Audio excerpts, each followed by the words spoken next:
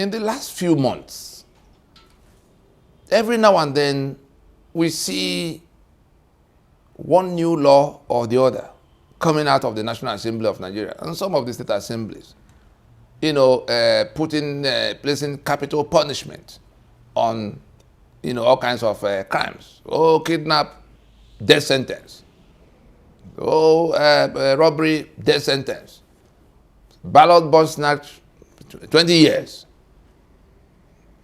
All kinds of things, Indian hemp, life sentence. Very good. Every society should punish and try to put out of circulation, undesirable characters and, infractions to societal normal at that grievous, grade. But there's another side to that discussion, which is the reason for this broadcast. The cause and effect analysis of the situation. How did we come about these thugs? How did we come about these robbers? How did we come about these bandits? I'm not talking about bandit of terror group and Boko Haram of the Sharia belt.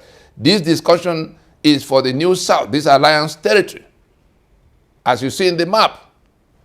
Now, it is the thugs armed by the politicians who are applying their trade under this constitution that makes, for the steady flow of this kind of, this rapid and, monumental increase in these extreme deviant behaviors that now cost lives, cost blood.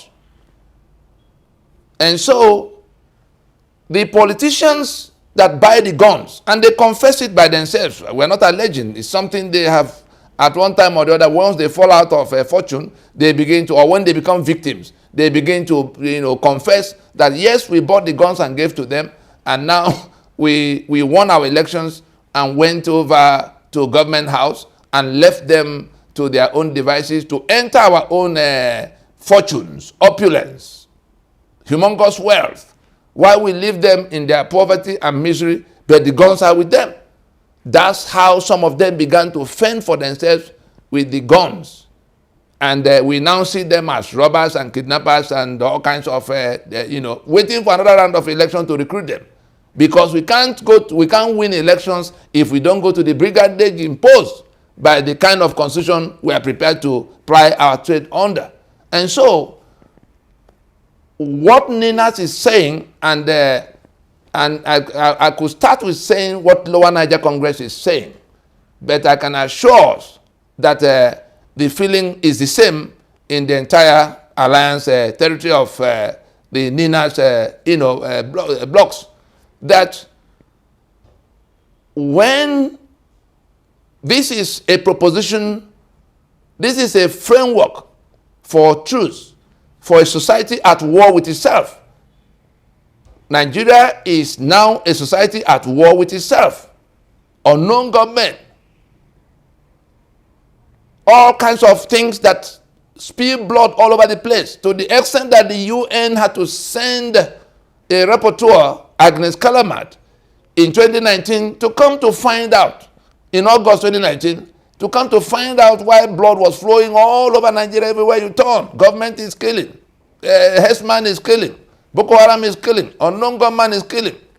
Everybody killing everybody. What is the problem? That rapporteur's report that came out in September of 2019, you can Google it, Agnes Callamard, UN Special, Rapporteur on Nigeria. The report, came out with a verdict that the constitutional arrangement of Nigeria is like pressure cooker for injustice, and that Nigeria under that constitution has become danger to the global community, because in a matter of it's a question of time for that Nigeria to snap, that Nigeria under that constitution to snap. And when it snaps, 200 million people will be looking for refuge. At a time, the global terror networks, ISIS, and Al Qaeda already made the juncture here, forming, joint in a joint venture with Boko Haram that was already there. The second and the fourth most deadly terror organizations on the face of the earth are domiciled in Nigeria, spreading to the rest of the sub-region. And the UN is saying that unless the source of that widespread violence coming from everywhere is taken out, our constitution that is described as pressure cooker for injustice, that things will go on to point of snap, and then the global community will have to deal with an unprecedented quantum of refugees, and also the global terror network will have a field day, might have a field day if it is not stopped. And so we are offering, NINAS is offering, and Lower Niger Congress particularly, and this will now serve as a direct message to even all of those who are on one side or the other. The politicians that produce this outcome, the politicians who cling on to this constitution to ply their trade, the politicians who buy the guns for the people they call thugs on the day of election, but who become robbers and kidnappers and all kinds of other deviant Indian hemp dealers, the next day. That's on the one side. And then those kidnappers and robbers on the other side, whom we see as victims of this society, this constitution, these politicians. Please let us note that the bandits we are talking about are not the bandits of Gumi and his principals. The bandits that are murdering people all over the Middle Belt, who come from this Sharia caliphate. The Fulani herdsmen, the Fulani militia, masquerading as herdsmen. Those are not the bandits we are talking about. Those ones are terrorists. Those ones are criminals who are commissioned, to do ethnic cleansing on behalf of a group that wants to take over people's land. Those are not the ones we are talking about. They are totally different. We are talking about the miscreants from the south. Even the government has its own bandits, the one they call hoodlums. We saw it during NSAS protests, that there are people the government go to bring. We saw it in Lagos, we saw it in Abuja. There are people, these young people who have been made to have no jobs, whose future have been ruined. The government go to use them as thugs. Then they call them hoodlums. And so we are saying that those people in government who leave their own children in Oxford and Harvard, but who bring other people's children to come and be thug for them or hoodlum for them in settling societal contestations, they are the ones that we're talking about.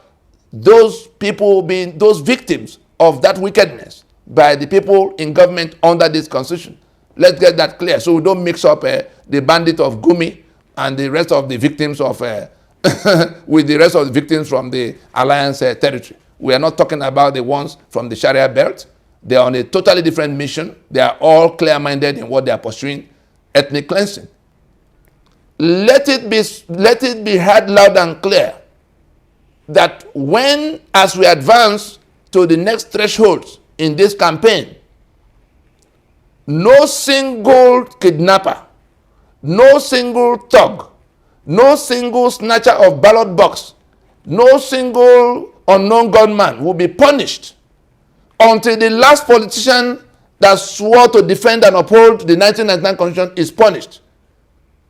Let us hear it again, that when we get to the point of snap, and if anybody thinks we won't get there, just forget it. Just come out of your delusion, because we will get in there. That this society will snap on account of the internal contradictions that we are refusing to address. We are pointing guns at everybody instead of going to address the issues that are driving their agitations, their reactions to the situation you are imposing on them. Whether it is the Biafra campaign in the east or the Odua campaign in the west, you go and grab one person there, grab Igboho there, you're just wasting your time. Have we not come to where we can see? Look at the Middle Belt. Look at what's going on in Southern Kaduna. And the government is fully complicit in it. Everything shows that the government has a hand in it. Like Abacha told us a long time ago, that this kind of a thing cannot last more than one day. If it's not stopped, then the government has a hand in it. And we have ample evidence of being able to say so.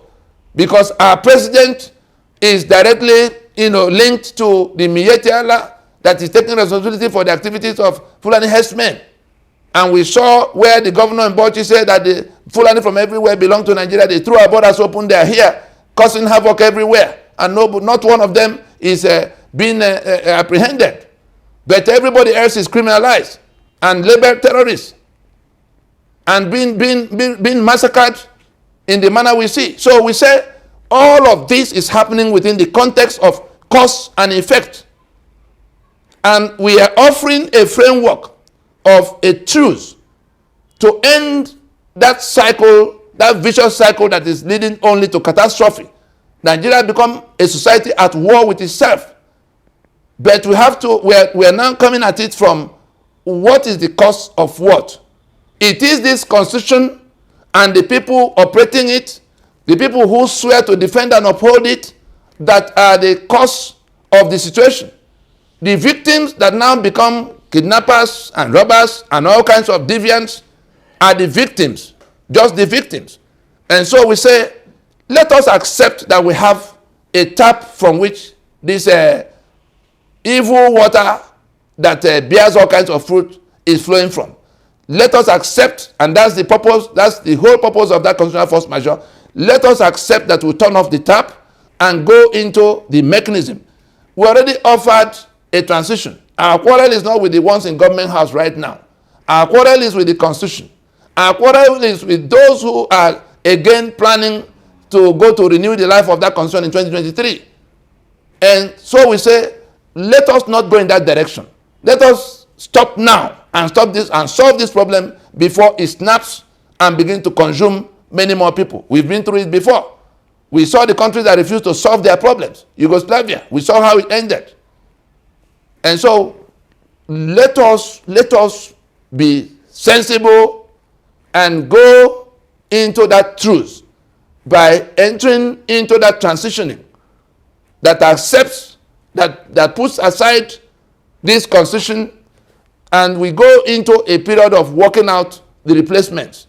People will go to referendums to either recommit to the union or otherwise exit if they choose. But it has to be a product of self-determination. It has to be a product of their voting within the context of their sovereignties that is hijacked and detained by that unitary Nigeria, not federal Nigeria.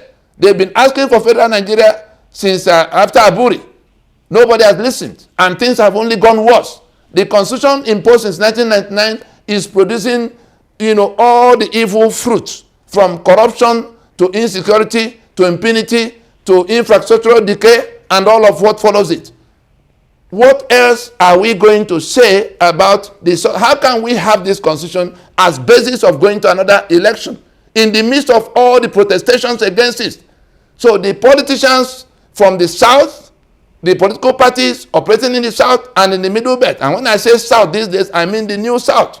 The middle belt has taken a position, as we see, to be on the side of those rejecting this constitution, of those who believe that we should go and rework the basis of our union, the terms of our union, to extinguish that pressure cooker that is producing this mass violence we see.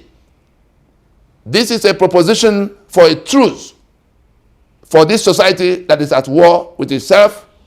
We invite the young people to pay closer attention, to ask those who are inviting them to another election, who are asking them to go and form youth party. Ask them by what constitution will the winner of that election govern. Ask them by what mechanism will the election be conducted that will not be dependent on the centralized INEC that has figures manufactured for its use, for whatever outcome. Let us stop now before it's too late. I think we can come at another time to address another subject. Time